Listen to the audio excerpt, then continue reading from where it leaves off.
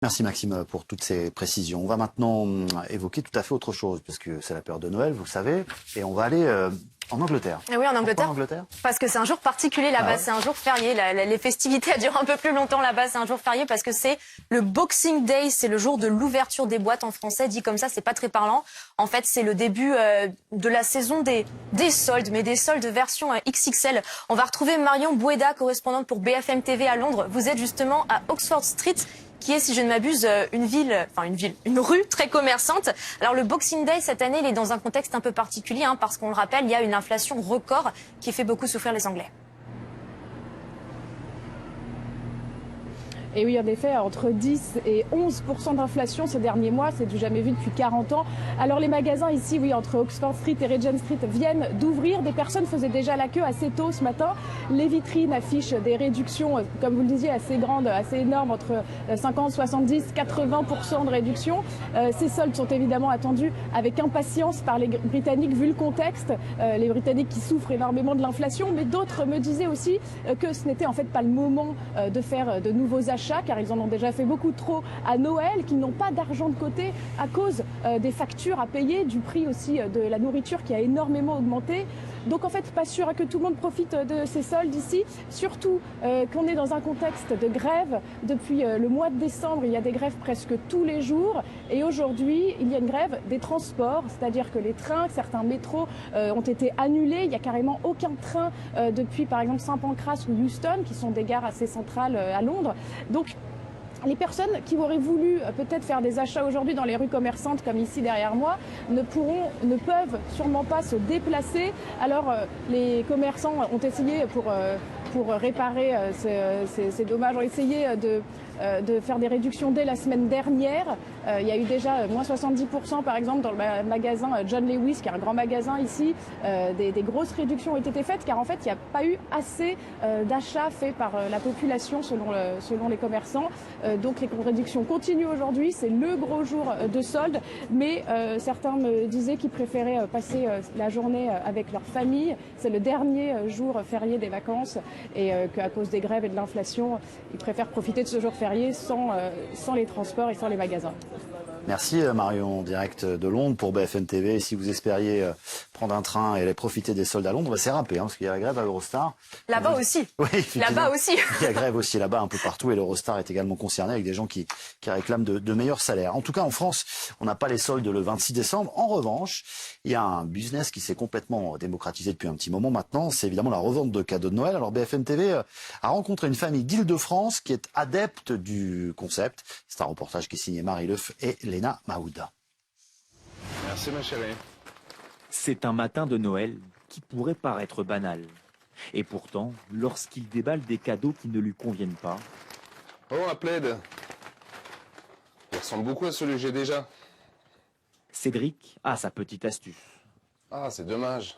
Il est très beau, mais on va le revendre. Et pour le revendre, ce père de famille n'attend pas une seule minute. Je prends la carte, le plaid en photo, pour pouvoir le mettre en vente sur l'ordinateur. Avant même d'aller déballer les autres cadeaux et retrouver ses enfants, Cédric s'empresse d'aller poster son annonce sur Internet. Ça y est, mon annonce est publiée. C'est pour ça que je le fais au moment des périodes des fêtes. Ça part au bout, allez, 1, 2, voire 3 semaines au maximum. Prix de vente du plaid, 8 €.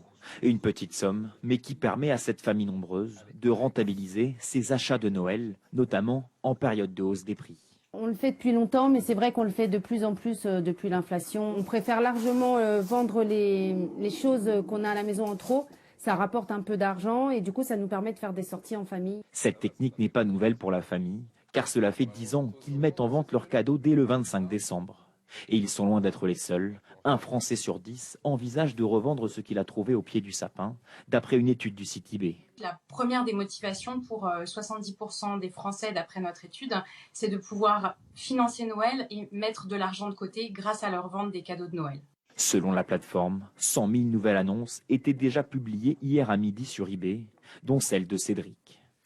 Allez, on va parler avec vous de ce sujet. Rodolphe Bonas, vous êtes spécialiste de la grande distribution. Il y a un chiffre qui nous a intrigués ce matin avec Dominique, c'est que plus de 600 000 cadeaux étaient déjà en revente sur le site Rakuten, et ce, le 25 décembre. C'est 8% de plus de l'année dernière. Comment on explique ça en fait? Les Français sont de plus en plus décomplexés à l'idée de revendre les cadeaux. Qu'est-ce que c'est? Alors oui, en effet, ils sont de plus en plus décomplexés. C'est de plus en plus facile aussi de les revendre, hein, puisque vous l'avez évoqué, ces sites Internet offrent plein d'opportunités pour trouver finalement à la fois à mettre en vente le bon cadeau, mais surtout trouver le bon acheteur. Donc du coup, c'est vrai que ça devient une bonne opportunité et vous le voyez, ça permet aussi d'arrondir les fins de mois.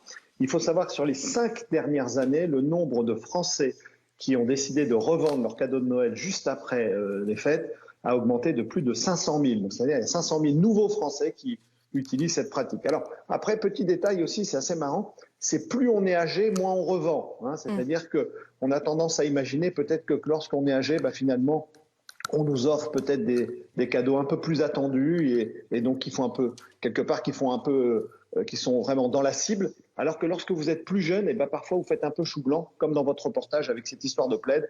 C'est pas la bonne couleur, c'est peut-être pas la bonne taille, donc du coup on va le revendre. Est-ce qu'il n'y a pas aussi le fait qu'on est de plus en plus sensibilisé avec des questions environnementales à la surconsommation, quoi, laisser des cadeaux au placard, franchement ça vaut pas le coup. Alors ça, c'est vrai, c'est une deuxième tendance. Mais là, ici, c'est carrément beaucoup plus élargi. C'est-à-dire que c'est l'explosion, vous savez, de ce fameux marché que l'on appelle de la vente de consommateur à consommateur. C'est-à-dire que ce qui existait déjà il y a quelques années, c'était les fameuses brocantes qu'on pouvait trouver dans certaines villes ou bien les vides-greniers. Eh bien, aujourd'hui, le digital offre la possibilité de le faire avec une simplicité et une aisance qui est déconcertante et donc, du coup, qui a démultiplié cette logique. Et donc, du coup, qui vient aussi souligner ce que vous évoquiez, c'est-à-dire qu'on peut mettre en corrélation son porte-monnaie et la conscience environnementale. C'est pas plus mal. Alors, on parlait tout à l'heure du Boxing Day en Angleterre. Ça n'existe pas encore chez nous, le Boxing Day. Mais on se demande s'il n'y a pas une sorte de Boxing Day à la française qui est en train d'émerger parce qu'il y a de plus en plus de magasins qui font des promotions avant les soldes.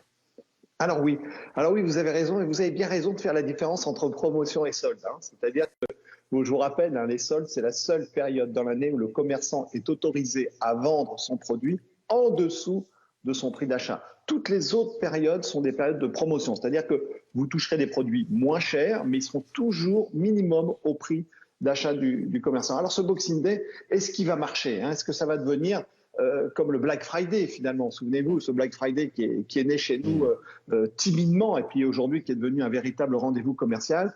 On va voir si ça va prendre. Je suis un peu dubitatif parce que vous l'avez évoqué dans votre reportage là aussi, c'est que dans ces pays, le 26 décembre est un jour férié. Et c'est très important d'avoir aussi le temps et la possibilité de faire ses courses. C'est pour ça d'ailleurs qu'il y a peut-être un département en France qui pourrait adopter le Boxing Day, c'est l'Alsace et la Moselle, parce que chez eux, en effet, le 26 décembre est un jour férié. Mais les soldes, au moins, même si elles sont souvent critiquées, parce que c'est vrai qu'il y a de plus en plus de promotions, les soldes privés, le Black Friday, etc. Au moins, l'avantage d'être assez encadré d'un point de vue de la législation. Bon, les commerçants peuvent pas tricher, quoi. Sur le prix, notamment. Vous avez tout à fait raison. Sur les promotions non plus. Il faut savoir que les promotions, c'est extrêmement encadré. Les soldes aussi. Les soldes cette année vont démarrer le 11 janvier, vont durer jusqu'au 7 février. Vous savez très bien que c'est la première semaine, c'est celle-ci qui est la plus critique, la plus percutante. Pourquoi? Parce que c'est là que vous avez encore les tailles, les coloris, les fameux peut-être produits qui étaient des stars à Noël, et il y en a encore. L'idée des soldes, c'est de liquider les stocks pour permettre aux commerçants de récupérer de la trésorerie pour racheter les collections, qui sont les collections printemps-été, bien évidemment. Donc oui, c'est vrai que tout ça est très encadré en France, mais pour toucher vraiment les prix les moins chers, il faudra attendre le 11 janvier. Rodolphe Bonas, merci beaucoup pour toutes ces explications. Merci. Allez, tout de suite, c'est l'heure de la météo.